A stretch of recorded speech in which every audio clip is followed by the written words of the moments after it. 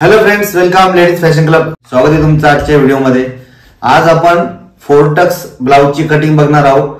Perfect फोरटक्स blouse आपण measurement वरून कसा कटिंग करायचा एकदम सोप्या भाषेत मी तुम्हाला शिकवणार आहे. त्याआधी मी तुम्हाला जे तुम्ही काल कमेंट केलं त्याबद्दल सांगू इच्छितो की बऱ्याच जे तुमच्या मनातल्या शंका आहेत तुम्ही मला सांगितल्या. तर अंगावरती मेजरमेंट घेऊन कटिंग कशी करायची आणि प्रत्येक कटिंगचं जे आपण मेजरमेंट घेतो, मापानुसार जे मेजरमेंट घेतो ते प्रत्येक साईजची कटिंग करून मी युट्यूबला टाकणार आहे. राहिला प्रश्न पेपर कटिंगचा, तर पेपर कटिंगचा सध्या मी तुम्हाला पुढच्या व्हिडिओमध्ये पेपर कटिंगची डिटेल देणार आहे का पेपर कटिंग आपण घेतली पाहिजे का नाही पाहिजे.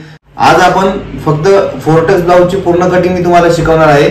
मेजरमेंट पण मी तुम्हाला सांगतो. त्याआधी ज्या पण महिला किंवा ज्या ताई आहेत माझ्या, जे कमेंट करतात की तुम्ही कटोरीचं हे मेजरमेंट घेतलं ते बसेल का, तर मी त्यांना सांगू इच्छितो की गेल्या 10 वर्षापासून ताई मी दुकान चालवतो.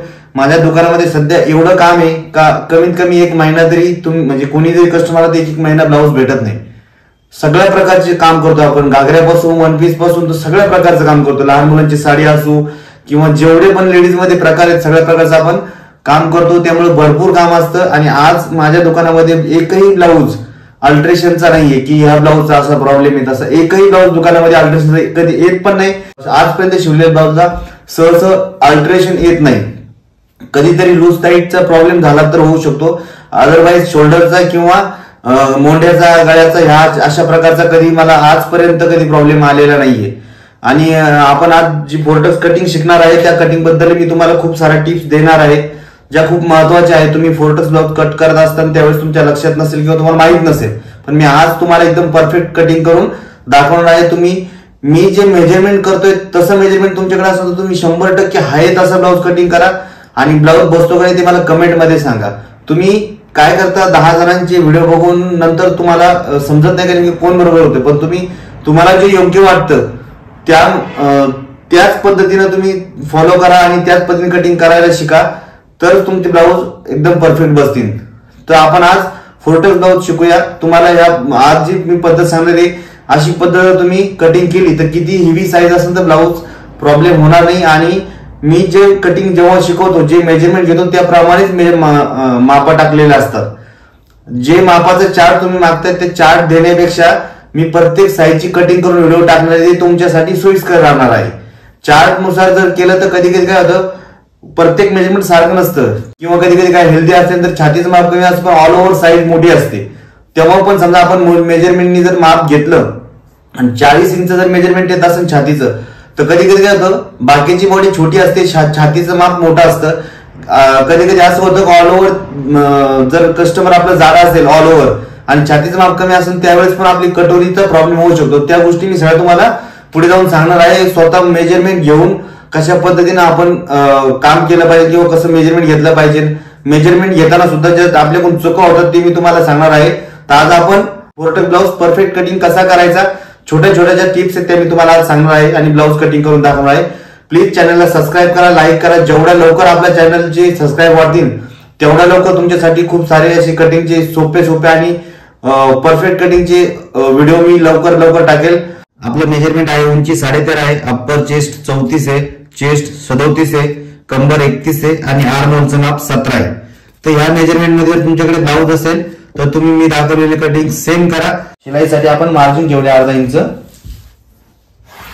आज मी कपड्यावरती कटिंग करतोय कारण बऱ्याच वेळा कमेंट केले की दादा तुम्ही कपड्यावरती अस्तरवरती कटिंग करून दाखवा पेपरपेक्षा. तर मी आज तुम्हाला अस्तरवरती कटिंग करून दाखवतोय. तर आपली उंची 13.5 आहे. आपण 13.5 एक्युरेट मेजरमेंट घ्यायचे आणि वरती अर्धा इंच परत आपल्याला शिलाईसाठी मार्जिन ठेवायचंय. तर तुम्ही बघू शकता 13.5 इंच उंची ठेवली आणि वरती अर्धा इंच मार्जिन ठेवले शिलाईसाठी. वरती आपण मार्किंग करून घ्यायची. त्यानंतर 2.5 इंच आपण गळ्यासाठी माप ठेवायचंय पुढे आणि 3 इंचाचं शोल्डर ठेवायचंय. 5.5 इंच झालं टोटल. छाती आपली 37 इंच आणि अप्पर चेस्ट 34 आहे, आर्म होल 17 आहे. तर आपण 5.5 इंच खाली उतरवायचंय मोंढ्यामध्ये.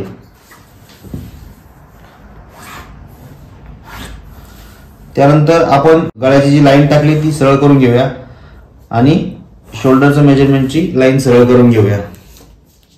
त्यानंतर आपण कमरेचा चौथा भाग 31चा चौथा भाग करायचा आपल्याला. 8.5 येते. त्याच्यानंतर पुढे 1 इंच आपण टक्स ठेवणार आहे आणि 1.25 इंच मार्जिन फिटिंग साठी ठेवणार आहे. तुम्हाला जितकं ठेवायचंय तितकं तुम्ही मार्जिन ठेवू शकता. 1 इंच 1.5 इंच, मी 1.25 इंच मार्जिन ठेवतो. त्यानंतर चेस्ट आपलं अप्पर चेस्ट 34 आहे, तर आपण इथे 8.5 इंच घ्यायचंय आणि पुढे 1.25 इंच मार्जिन ठेवायचंय. आता हे मेजरमेंट घेण्याचं कारण म्हणजे जो सगळ्यात महत्वाचा प्रॉब्लेम आहे, कमरेचं माप किती आपल्या 31 8.5 आणि चेस्ट अप्पर चेस्ट किती आहे 34 8.5. आता हे काय होतं, हे उलट होतंय. ही लाईन अशी क्रॉस होते आतमध्ये छातीकडे, कारण आपण इथे 1 इंचाचं मार्जिन घेतलंय, 1 इंच टक्स घेतलाय आणि 1.25 इंच मार्जिन ठेवलंय आणि इथे आपलं बरोबर 34 इंच अप्पर चेस्टचं मेजरमेंट आहे, वरती आपण 1.25. तर ही जी लाईन ही अशी इकडे तिरपी क्रॉस होते या साईडला अशी. तर अशा वेळेस काय करतो आपण, किंवा रेग्युलर ज्या महिला असतात कटिंग करायला, ते काय करतात, चेस्ट थोडंसं वाढवून घेतात इकडे, किंवा हे पुढे चेस्ट थोडंसं वाढवून घेतात असं आणि सरळ करून घेतात आणि नंतर आर्म होल टाकतात. त्यावेळेस काय होतं, चेस्टचं मेजरमेंट वाढलं जातं बॅक साईडला. मग ह्या साईडला ज्यावेळेस मेजरमेंट वाटतं त्यावेळेस तुम्ही फिटिंग मध्ये घेता, पण आर्म होल मध्ये प्रॉब्लेम होतो किंवा इथं चुने येण्याचा प्रॉब्लेम होतो. तर हे अप्पर चेस्टचे मेजरमेंट एकदम ऍक्युरेट आहे तसंच ठेवायचे. खाली काय करायचं, आपण जिथे आपण 1 इंचाचा टक्स घेतला होता तिथे आपण अर्धा इंचाचाच टक्स घ्यायचा आहे. मी आता लाईन सरळ करून घेतली, पण खालच्या बाजूला जिथे आपण 1 इंचचं, अशा वेळेस आपण ज्यावेळेस पाठीमागचा टक्स मारतो ना बॅक साईडचा, हे मेजरमेंट फक्त बॅक साईडच्या टक्सचं आहे, पुढचा आणि याचा काही संबंध नाही. हा जो बॅक साईडचा टक्स आहे तो आपल्याला जितकं मेजरमेंट आपण इथे ठेवलं तेवढा अर्धा इंचचं इथं आपल्याला हा जो टक्स आहे पाठीमागचा हा मारून घ्यायचा आहे. आणि आता आपण इथून पुढे 1.25 इंच मार्जिन ठेवूया. आपण टक्स कमी केलं, मार्जिन तेवढंच ठेवलेलं आहे. आधी आपण 1 इंच टक्स घेतला होता, आपण टक्स अर्धा इंच घेतलाय, मार्जिन आपण तेवढं ठेवून सरळ करून घेतलेले. त्यानंतर आपण मार्किंग करून घ्यायचंय आर्मोलचं. आता आपला आर्मोल किती 17 इंच आहे. आता मी रेषेला खेटून ही जी रेष मारली आपण मार्किंग, तिला खेटून का नाही धरते, कारण आपण टिप अर्धा इंच आतमध्ये मारणार आहे. ज्यावेळेस आपण स्लीव जोडतो त्यावेळेस आपण अर्धा इंच आतमध्ये मारणार आहे. त्यावेळेस इथे न मोजता इथे मोजायचं आपल्याला, कारण तिथे आपली टिप मारली जाणार आहे. तर इथून आपण हे बघा, इथे आपलं बरोबर 8.5 इंच मार्जिन आलेलं आहे, जे आपलं म्हणजे 8 2 16 17 आपलं 17 इंच आहे. जर इथं थोडंसं कमी होत असेल तरी चालेल, ते आपण बॅक फ्रंट साईडला आपण मोंडा छाटून घेतो, पुढचा फ्रंट साईडला मोंडा उतरवतो, त्याच्यामध्ये ते कव्हर होतं. त्यावेळेस ते लक्ष ठेवायचं की आपण पाठीमागे किती कमी ठेवले. तर आता इथं आपलं बरोबर 8.5 इंच आले. तर आपलं मेजरमेंट हे बॅक साईडचं एकदम ऍक्युरेट झालेलं आहे, परफेक्ट. आता आपण बॅक साईड कटिंग करून घेऊ. मापाचा चार्ट किंवा पेपर कटिंगच्या सध्या तरी मागं लागू नका. मी सांगतो त्या पद्धतीने तुम्ही कटिंग करत राहा. तुमचे जे माप आहेत ते मला सेंड करत जा. मी त्या मापाला सगळ्यांचे सारखे जेवढे माप आहेत, ज्या कमेंट जास्त आल्यात, सगळ्या शक्य होणार नाही, पण ज्या जास्त कमेंट आले मी त्या घेऊन त्या परफेक्ट मापाची मी कटिंग काढून ठेवण्याचा प्रयत्न करेन किंवा व्हिडिओ टाकण्याचा प्रयत्न करेन. कटिंग 4 टक्सची कशी करायची हे तुम्हाला मी डायरेक्ट दाखवतोय. तर त्यानंतर आपण अस्तर ह्या पद्धतीने ठेवलंय आणि आता आपण ह्या साईडला इथे बरोबर मधोमध फ्रंट बॅक साईड ठेवली. आता बॅक साईड पासून आपल्याला फ्रंट साईड तयार करायची 4 टक्स ब्लाउजची.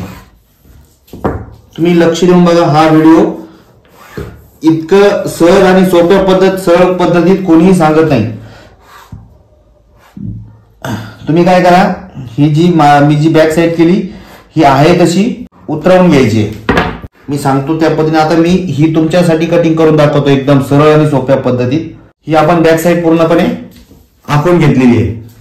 आता याच्यापासून 4 टक्स साईज कशी तयार करायची, तर खालची जी मार्किंग आली तिथून खाली आपल्याला छातीनुसार वाढवायचंय. आता आपलं 37 इंच छाती आहे, तर आपण इथे 1.25 इंच वाढवायचे. हे मेजरमेंट तुम्हाला कोणी सांगणार नाही. 1.25 इंच वाढवायचे. 1.25 इंच वाढवल्यानंतर इथे आपल्याला एक मार्किंग करायची. त्यानंतर आपल्याला इथे आपल्याला 2.5 इंच घ्यायचंय आणि या साईडला आपल्याला 3.5 इंच घ्यायचंय आणि 2.5 इंचावर पण इथे मार्किंग करायची. इथे 2.5 इंचावरती सरळ मार्किंग करून घ्यायची आणि 3.5 इंचापासून पुढे छाती 37 येते, इथे आपण 3.5 इंचावरती मार्किंग करणार आहे.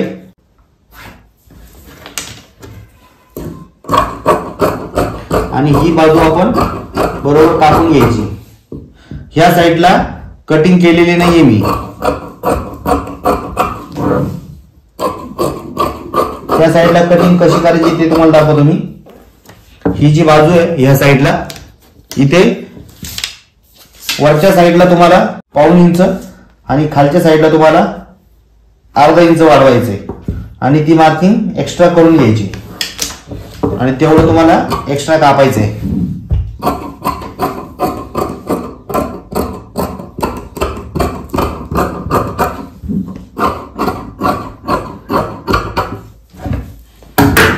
ही आपली फ्रंट साईड तयार झालेली आहे. आता या फ्रंट साईडला सगळ्यात आधी आपण पुढचा गळा टाकूया. पुढचा गळा 7.5 इंचाचा आहे. 7.5 इंचावरती आपण मार्किंग केली.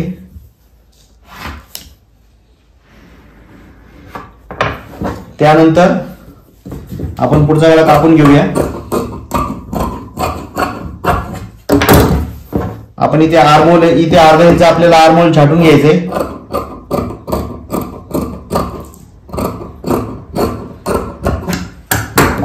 टक्सची मार्किंग कशी टाकायची मी ते तुम्हाला दाखवतो. इथून आपल्याला 3.5 इंच जेवढं आपण योगपट्टीसाठी वाढवलं होतं तिथे मार्किंग करायचंय. तिथून पुढे आपल्याला आपण अर्धा इंच, इथे 1.5 इंच घ्यायचंय. इथून पुढे आपल्याला 1.5 इंच घ्यायचंय. मधोमध 1.5 इंचचा टक्स घ्यायचा आहे. उंची 3 इंच घ्यायची. त्यानंतर आपल्याला इथे वरच्या बाजूला गळ्यापासून खाली 1.5 इंचावरती मार्किंग करायची.